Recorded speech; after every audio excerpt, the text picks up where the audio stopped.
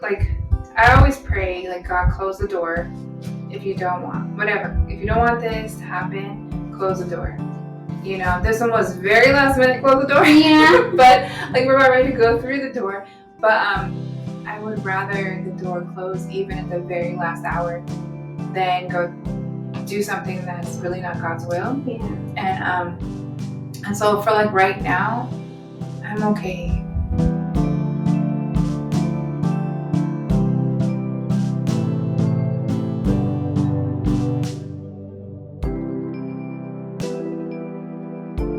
Hi, I'd like to thank today's sponsor, Stone and Spear.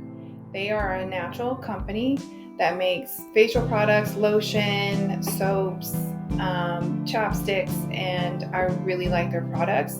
One of my favorites, if you know me, I am a chapstick addict. Literally, my lips were addicted to one of the more natural name brand products that I was using, chapstick products. But since I've switched to their Stone Spear lip balm, it's tallow based. All their products are tallow based. My lips have been soft, and I literally only need to apply it a few, like half as much as I did before. I was constantly applying my chapstick, but now since I use Stone and Spear, I use it a lot less, and so it lasts me longer. So it's worth all the money. Go ahead and click on Stone and Spear, tallow.com, and try their products. I use their chapstick the most, and I also use their face moisturizer, and it is amazing, and it's 100% natural, so you feel great using it and putting it on your body. Thank you.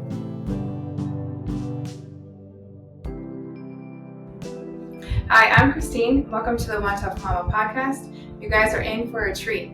I have a dear friend joining me today to talk about loss, infertility, and having a husband who has struggled with his walk with God. So sit back, or if you're like me, put on your dish gloves and get ready to be encouraged. Welcome, Mary. This is take 2, so I'm excited. Thank you for coming back and doing this again. So when we recorded the first one, it was so quiet and you couldn't even hear it. So tell us a little bit about yourself. Like, who are you? How many kids do you have? How old are they? I have one kid. He's 8 years old. He's my whole life. Yeah. And how long have you been coming to the church? 6 years. Oh, that's good. So you've been coming for 6 years. Like, what brought you to church? My husband got saved at one of the plays. I think Las Cruces or El Paso did one. Oh, up here? Okay. Yeah. So he got saved at one of the plays. Yeah, and then I was already working with some people in the church. Right. So. And then I know you said you like came a couple of times with your friend, but you just never really like. Honestly, if she would have kept inviting me, I would have kept coming. You have to give her a hard time. Yeah. That's funny. So you just came whenever she invited you? Yeah. Okay. And then did you get saved in our church, or were you? No, I got saved at a Baptist church camp. Oh, like when you were young? Yeah. I was like 14 or 15. Oh, nice. Was it here? Like, did they do it up in the mountains? Or? They did it in Oklahoma. So you so went it was all a church from here, but. And you went all the way to Oklahoma? Yeah. Oh, wow. Did you guys fly? Take a bus? We took a bus. That's a long bus ride. Yeah, we left in the middle of the night, like 9 o'clock. Okay. Wow, that's a lot. Like junior hires. Or was it? High school. I think there was a few, like 7th and 8th graders in high school. Junior high. Yeah. Back in my day. So that's cool. So tell us about your son. Just like a little bit. Like, how old is he? He's 8. All right. He's very shy and quiet. Yeah, just like his mom. Yeah. I know. And then, like I said before, seemed like you guys, you've always been here. So he was only 2 when you guys started coming. Yeah. Oh, he must have been so cute. I can't even remember. He always had a little fro when he was 2. Yeah?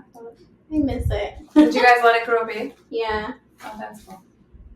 I know a lot of my stepmom, one of my brothers had curly hair, and she didn't cut it for a long time.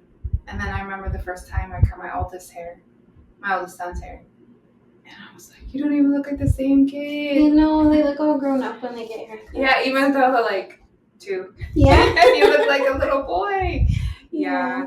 So are you reading, like what books are you reading right now? So I'm finally almost done with First We Have Coffee. Yes. It's good. It kind of makes me want to go back to like simpler times without technology. But are you listening to the opt-out book too? Yes, I am. Yes. And that's so good. So when my husband came back and got saved, Mm-hmm. we're finally on the same page, and he agreed that our son doesn't get his tablet at night anymore. Yeah. So we bought him a radio. Yeah. He has some little children's church CDs. Yeah, nice. So that goes hand in hand, being like going back to simpler times. Yeah. Yeah. Is that your book or did you borrow it? The First We Have Coffee. I bought it. I know I need to either borrow from you or the other lady in church that has it. Yeah.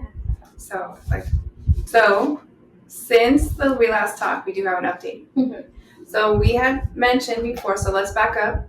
So we had mentioned before about like your husband was in and out of church and going back and forth, and I'm not gonna like tell your husband or anything.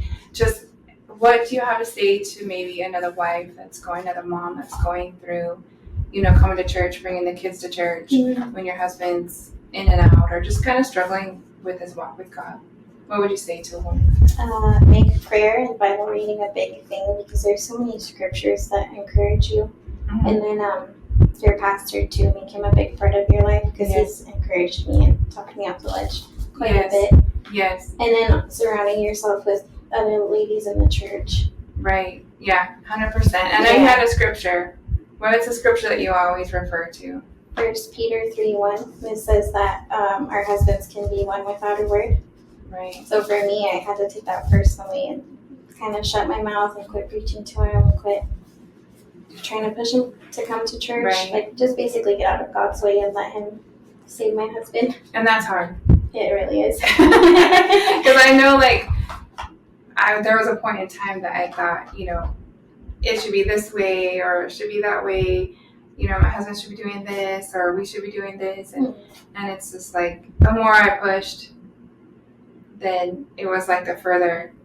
Yeah. He's like, no, like he fought it. Mm-hmm. And so, and to what I found, when we are able to just let God move, that his way is very surprising. It's like, why didn't I think of that? Like that makes sense, Yeah, And so, this time he actually came back because he went to a birthday party and there were men from church there and our pastor was there, so he was able to talk to him. Right.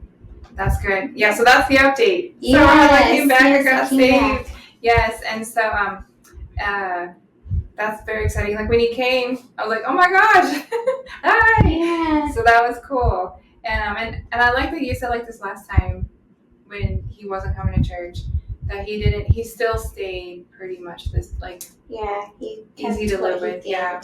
Salvation. That's good. Yes. And I 100% agree, like talk to your pastor. I know our pastor has helped us, like you said, off the ledge many times, and how he just like he doesn't know what we're gonna come up for him for counseling for, but he just has the answers. Yeah, right away. Yeah. And so either he's dealt with people like us before with our situations, or he's just so in tune with God. He is. We live near the church, so I always see him there. Yeah. Even when it's not prayer time. Right. That I think because he has an office there too. So yeah. But no, he's very.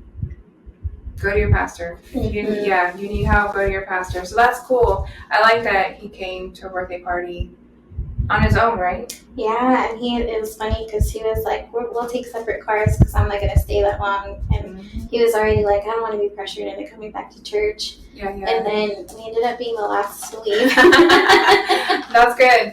That is good. I know some people that I've talked to too, they're like, I don't want to come because they're going to pressure me and it's not like there's necessarily pressure. Mm-hmm. I think the person coming back feels the pressure already. Yeah, that's been a real hard thing for him. Yeah. This time.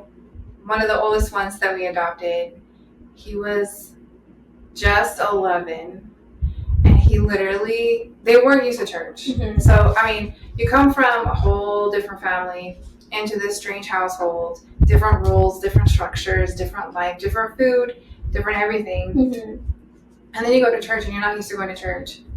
And so for a kid that was used to playing video games like all the time, and then to come to church, like church can be boring for any kid, Mm-hmm. but then a kid that's used to all that. Some adults too. Yeah. And so he literally would he would sit next to me, and sometimes he'd like put his head on my shoulder, but sometimes he'd be literally in my ear.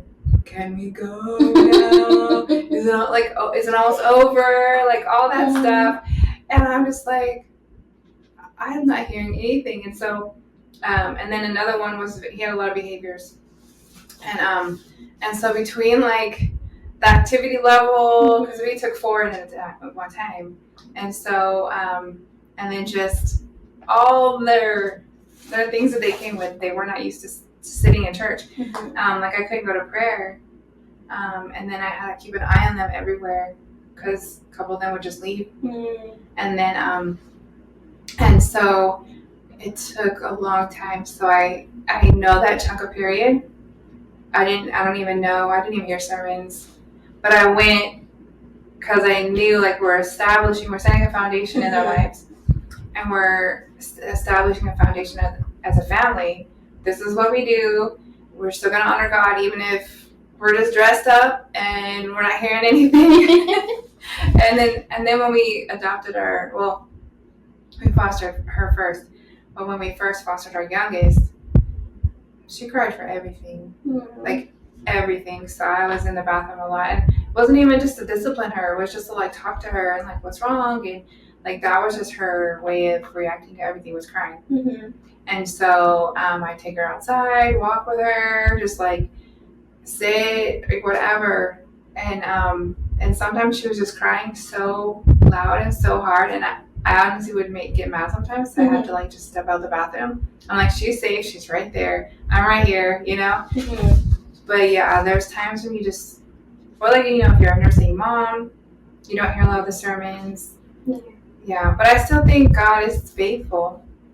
Oh, like definitely. He'll meet you even in those times, and he'll still have a way to like talk to you even if you didn't hear the sermon, you know.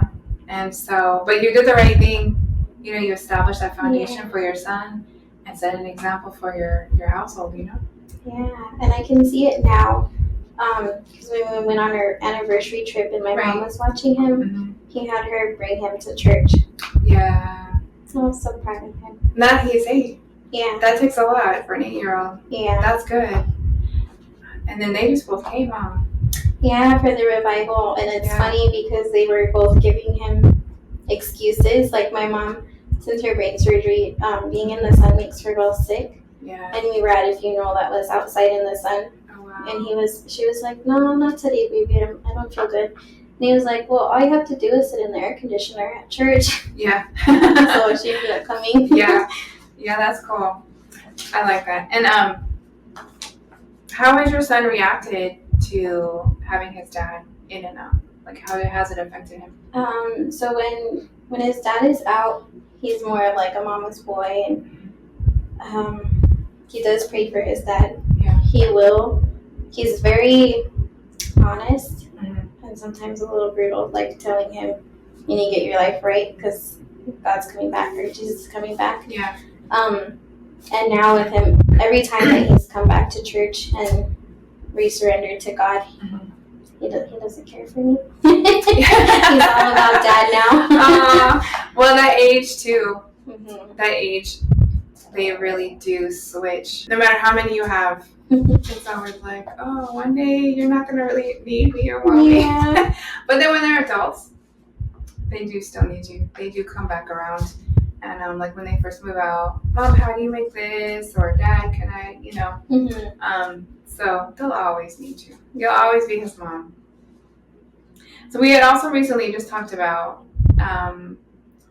you know, your infertility struggles and miscarriages, and how some people have made comments that were quite hurtful. Yeah. And you know, you said it was okay to talk about this if it was going to help somebody else. So can you kind of talk about that? Like, tell us your story, and not necessarily like what the hurtful comment was, but yeah. Just how can we as women help other women? Because a lot of times we don't know. Some women keep it a secret that they're even pregnant. Yeah. And so we don't even know that they're pregnant. So we don't know to comfort them that there was even a loss. Mm-hmm. And then, so how do we comfort that, like a woman in that situation, like once we find out? And then also, if we know that a sister in church is pregnant and then she loses the baby, like, can you speak to that? Yeah. So the first miscarriage, people knew because I had already announced that I was pregnant because with our son, was real quick getting pregnant, and then we announced it right away then too, and healthy pregnancy, healthy baby. Right. So we did the same with the second pregnancy, and I ended up miscarrying. So some people knew. One woman, she knew without me even telling her, and I think her words comforted me the most because most people were like, "Oh, I'm so sorry for your loss. I'm praying for you," which, I mean, I appreciate the prayers, I really do, but it's not very comforting, honestly. Right. And she was just real about, because she had suffered a miscarriage too, so she was talking to me about it, and just, I don't know, her words comforted me. Right. And she's had 2 other kids since her miscarriage, so I know it's possible. Right. Yeah. And then the second one, nobody knew I was pregnant. Nobody knew I miscarried, so I wasn't really comforted. Well, I was, because we were at a fellowship while I was miscarrying, and 2 women were talking about they didn't want any more children, and like they were just making comments, and it was just all a lot for me. So that conversation was going on as you miscarried. Yeah, it was just, they didn't know. No, I know, but that's hard. Yeah, that's hard. So I was trying to keep in my tears, and they looked at me and they're like, "What's wrong?" And then one of my friends that was there knew I was miscarrying, and so it came out, and they all just came and hugged me, and like, I don't know how to comfort when you don't know. Yeah. Maybe just be in tune with God and He'll put them on your heart. Right. Yeah. Right. I know. Haven't miscarried, but I've had an early delivery where she didn't make it. So our first pregnancy, I was 5.5 months pregnant, 20 weeks, 22 weeks, depending on how they go by the calculations. And everybody knew, that I was pregnant, and but there was something wrong with my body that we didn't know. Yeah. And so, and actually that day that I had her, another couple in the church was having a baby in the hospital. And so they were trying to get me into a position that would stop the labor. So I was in all of the positions are vulnerable, but I was in a more vulnerable position. And they didn't have the curtain closed, and the door was open, and the guy from church walked by. And I was like, shut the door. Like, I know that guy. I mean, if he saw anything he hasn't said, thank God, but I don't even know. But it was kind of hard for me to see like that. They had a son, and he was full term, born on the same day as our daughter. And so it was hard for me to see her with him, So, I know that some of your miscarriages, your pregnancies went kind of along with some of the other ladies in church. Yeah.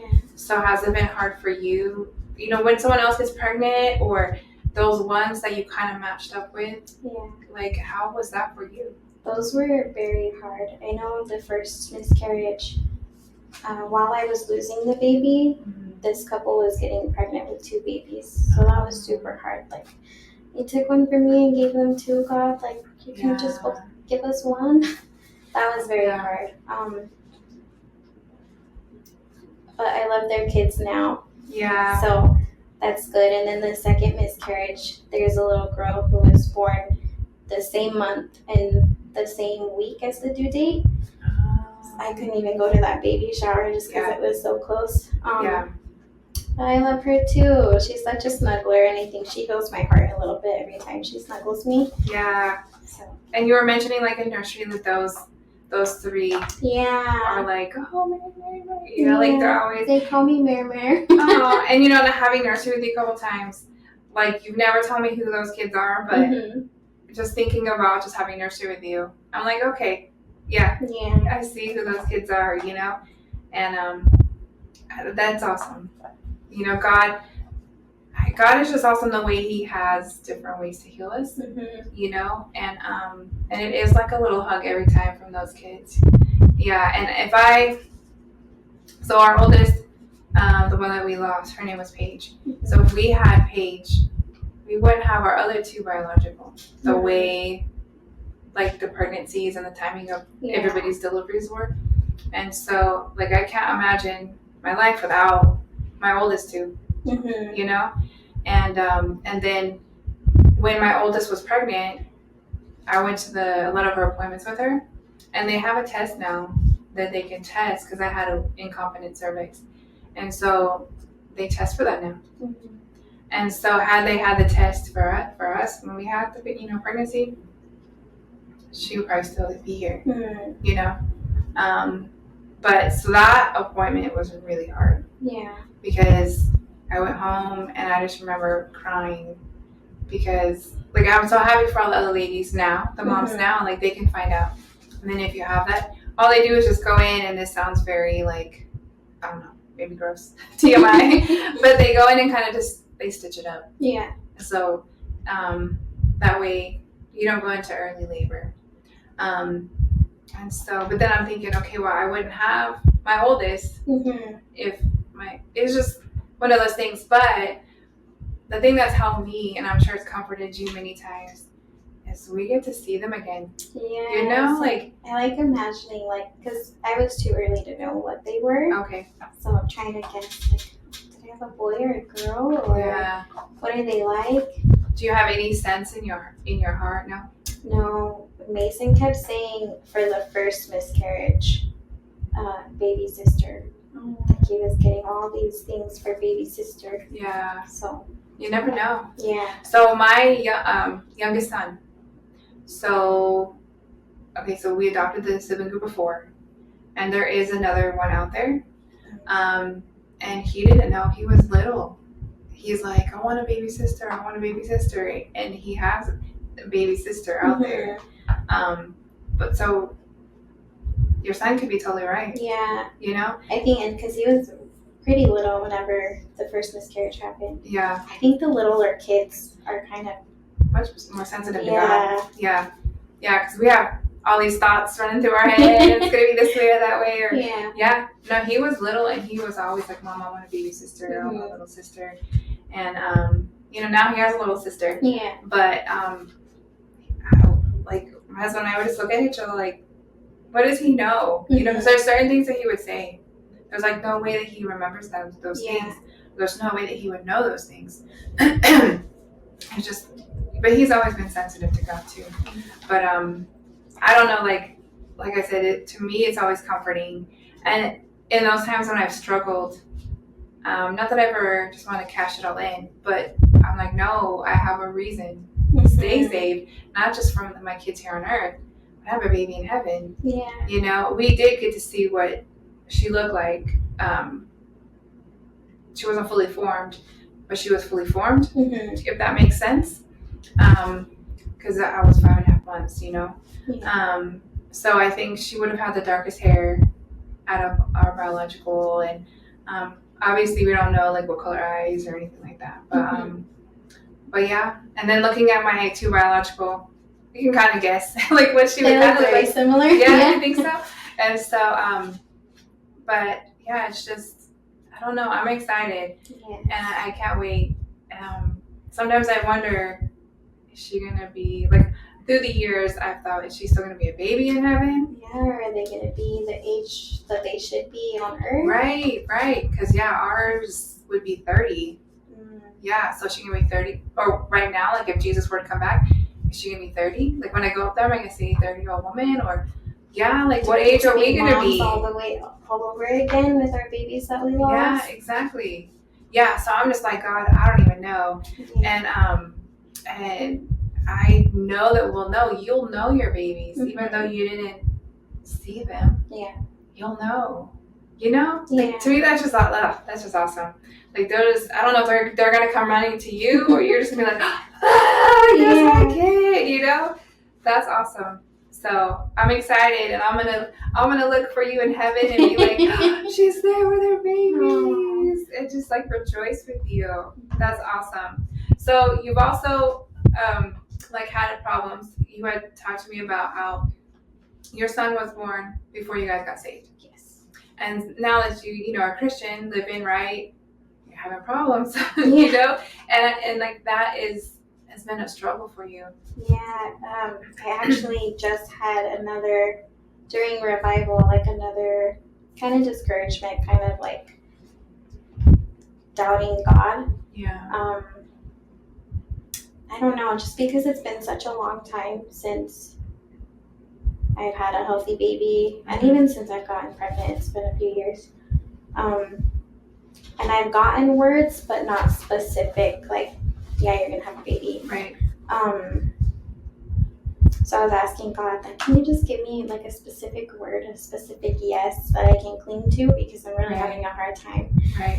And then the revival came, and I never got a word, and I was in kind of a grumpy mood because my heart was kind of broken. I was like, God, do you even hear me? And then there was a big fellowship at an ice cream place, and we went, and I didn't even want to go. Yeah. And then my son was kind of acting up, and he didn't want to go. And then I was like, you know what, we're just going to go. And I was immediately uplifted. Good. And then a few days, I think it was the next day, my husband came to the birthday party.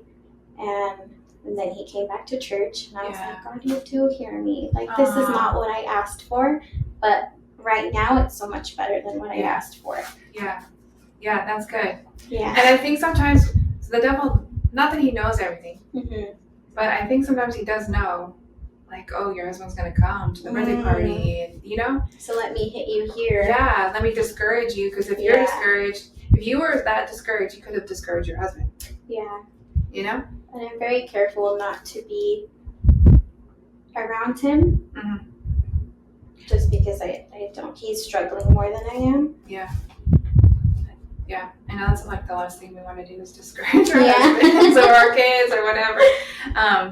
So I know, I don't know. I just think I'm excited for you. It will happen. Mm-hmm. And I know, like, you've heard that before. Like, it will happen. God will move.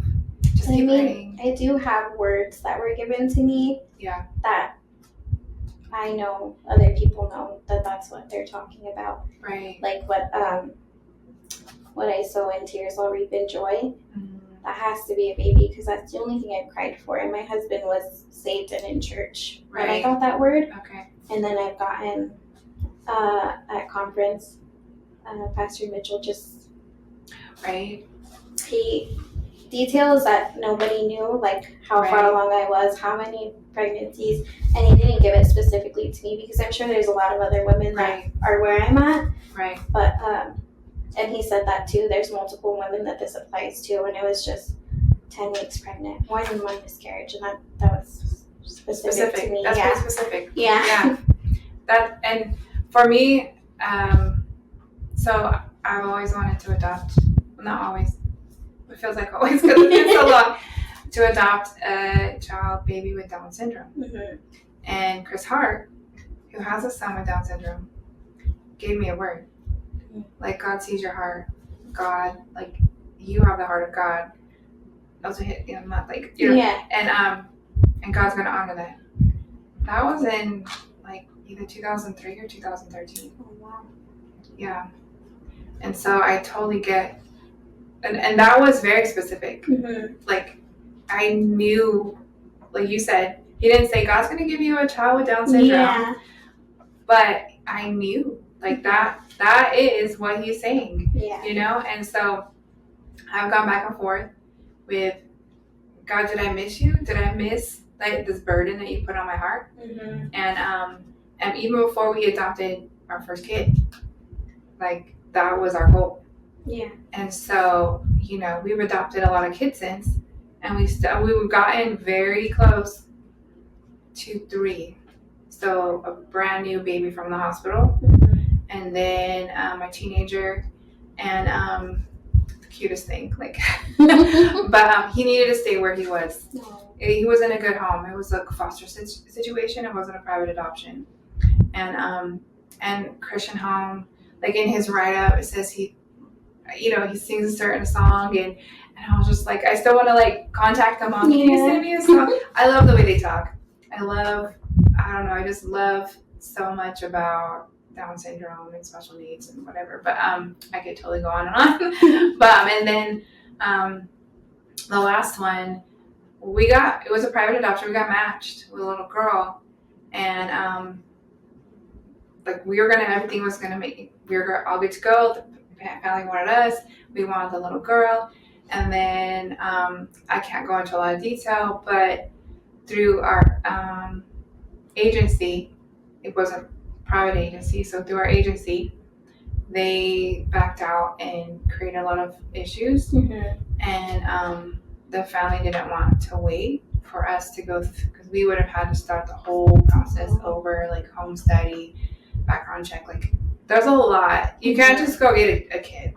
They have, there's a lot to go into adopting a child, private or foster. And so they didn't want to wait. And so had they waited, I was doing the figures in my head yesterday or today, and it would have been sometime this month that we probably could have went and got her. But God has like healed that, at least right now, because I'm like, okay, I know this is what, like, I always pray, like, God, close the door if you don't want, whatever. If you don't want this to happen, close the door. This one was very last minute, close the door. Yeah. But, like, we're about ready to go through the door. But I would rather the door close even at the very last hour than go do something that's really not God's will. Yeah. And so for, like, right now, I'm okay. Like, I really am okay with where we are at, and not having a child with Down syndrome right now. And I know that our story's not over, but right now, like, God's just giving me such peace that it's like that overwhelming burden has been lifted. And I don't think it's like taken away from me, because I know if I see somebody out in public with Down syndrome, I'll be like, But and we had for the wedding, some of the visitors, there was a little girl, and I was just like, okay. Like, she didn't have Down syndrome, but I was just like, okay. Maybe. She dressed like a little cowgirl. I saw them coming in. She was so cute. She was so cute, yes. And I was just like, okay, I can't look at her. But, like, I'm okay, And so, but I've asked God, like, I think you and I have had that conversation where, God, if you're not going to give me another kid, take that, like, heavy desire, that burden from me. Like, it's intense sometimes. Yes, very intense. And the want. Yeah, and I know that you had talked about too, just like